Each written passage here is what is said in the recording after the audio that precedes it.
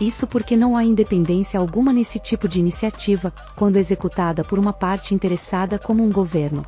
No portal Brasil Contra Fake, não há sequer prestação de contas sobre quais são os eventuais métodos e os critérios utilizados na empreitada oficial. Daí porque especialistas desmentem Lula quando ele chama a iniciativa de checagem de informações. Não é uma verificação o que estão fazendo.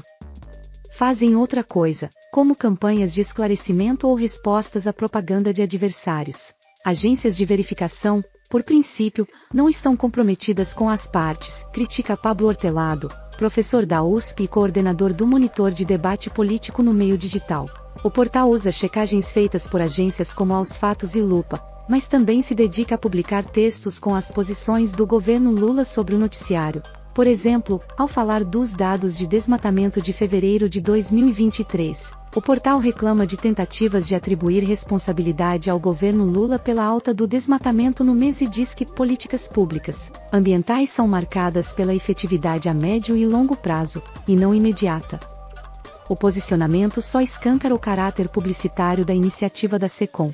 A tal plataforma de checagem foi lançada no auge da discussão sobre a regulação das redes sociais. Nesta terça-feira, 28, o Supremo Tribunal Federal, STF, fez uma audiência pública para debater a responsabilidade de redes sociais e de outros provedores pelo conteúdo postado por usuários. Isso porque cresce no judiciário o volume de processos que cobram a responsabilidade de plataformas por ataques, ofensas e campanhas de desinformação. Esse tipo de cobrança só aumentou em todo o mundo, com regulação recente na União Europeia e julgamento iminente na Suprema Corte dos Estados Unidos. Preocupado com o assunto e atento aos holofotes da discussão, o governo federal já anunciou que vai enviar um projeto de lei ao Congresso para regular as redes sociais, para combater a desinformação e ataques contra a democracia. Essa proposta deve ser anexada ao projeto relatado pelo deputado federal Orlando Silva, PC do BSP. Nesse contexto, especialistas não reclamam de o governo Lula buscar regular o conteúdo nas redes, ou de denunciar mentiras nos sites oficiais. O problema é tratar isso como uma plataforma de checagem, o que não deixa de ser uma apropriação dos atributos e das conquistas de verdadeiras agências de checagem. Acho perfeitamente lícito o governo esclarecer, desmentir e contestar campanhas de adversários. Mas é inadequado chamar isso de fact-checking, acrescenta Hortelado. As mudanças implementadas pelo governo federal no Bolsa Família 2023 têm potencial de reduzir em até 3 milhões o número de pessoas em condição de extrema pobreza e de contribuir para ampliar a massa de renda disponível para as famílias em 2023. A saber, esta projeção de redução da pobreza é do economista Daniel Duque, do Instituto Brasileiro de Economia da Fundação Getúlio Vargas, IBRE-FGV. Segundo informações do Instituto Brasileiro de Geografia e Estatística, IBGE, o Brasil tinha 12,4 milhões de pessoas na condição de extrema pobreza no último trimestre de 2022, com renda de até R$ 208 mensais por pessoa do núcleo familiar. Então, de acordo com o pesquisador, o novo programa de transferência de renda tem potencial para mudar esse cenário. Nas minhas projeções, o Bolsa Família 2023 deve tirar 3 milhões de brasileiros da pobreza, graças ao benefício de R$ 150 por criança de 0 a 6 anos, afirmou Duque, mestre em economia e pesquisador nas áreas de desigualdade, mercado de trabalho e educação, em seu perfil no Twitter. Bolsa Família 2023. Quem acompanha o Brasil 123 sabe que oficialmente o Bolsa Família 2023 foi anunciado no início deste mês. Assim, a primeira rodada efetiva do novo programa de transferência de renda está em execução agora em março. Ainda mais, é nesta parcela que chega a novidade do benefício Primeira Infância. O mesmo alcança 8,9 milhões de crianças dessa faixa etária, inscritas no Bolsa Família, com um investimento adicional de 1,3 bilhão de reais. Além disso, a partir de junho, haverá ainda um novo crédito.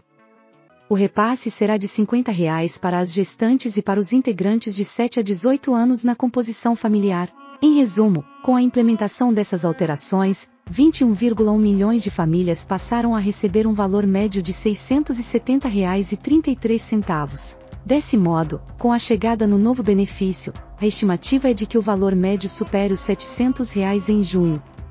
Renda. Adicionalmente, o relatório Macro Research da XP Investimentos, publicado em 22 de março e assinado pelos economistas Rodolfo Margato e Thiago Svardelotto, identifica que a previsão de massa de renda disponível para as famílias crescerá cerca de 3,5% em 2023 na comparação com 2022. De acordo com nossas estimativas atualizadas, a massa de renda real disponível às famílias crescerá cerca de 3,5%, muito acima da projeção anterior, ao redor de 2%, indica trecho do relatório.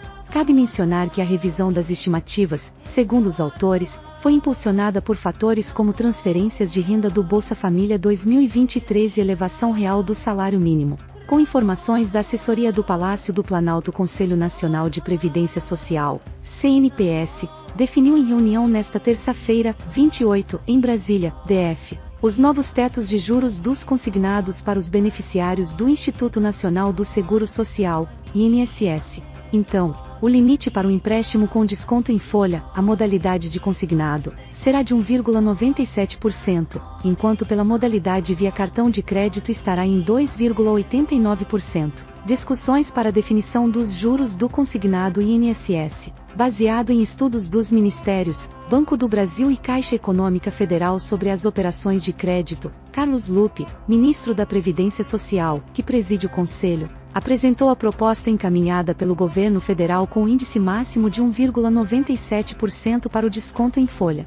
Assim, após as discussões no plenário, os valores finais foram modulados a partir da variação de 0,17% para ambas as taxas, que foram aprovadas por membros do governo, aposentados e trabalhadores, mas com a abstenção dos empregadores, representados por organizações formadas por bancos, e voto contrário do Sindicato Nacional de Aposentados, Pensionistas e Idosos, Sindinap, que defendia 1,90%. Na avaliação do ministro, o colegiado estimulou, ao longo do mês, o início de um debate aprofundado sobre as operações financeiras no Brasil. Levantamos a discussão sobre algo que estava obscura e jogamos luz. A partir desse princípio, tivemos várias reuniões com equipes do governo para definir a taxa, comentou, ao reforçar a importância dos bancos públicos na promoção do progresso social. A manutenção da taxa Selic em 13,75%, pelo Banco Central, gerou um cenário adverso na economia do Brasil e impactou na definição do Conselho, complementou. No entanto, a medida provocou a suspensão imediata da operação do consignado INSS por diversos bancos, e por isso se fez necessária uma nova análise sobre a questão. Confira também, última semana para renegociar dívidas com desconto de até 99%. Veja como participar. Notícias de última hora. Veja agora essas e outras notícias importantes. Veja aqui tudo o que aconteceu hoje no mundo. Olá, aqui é a Amanda.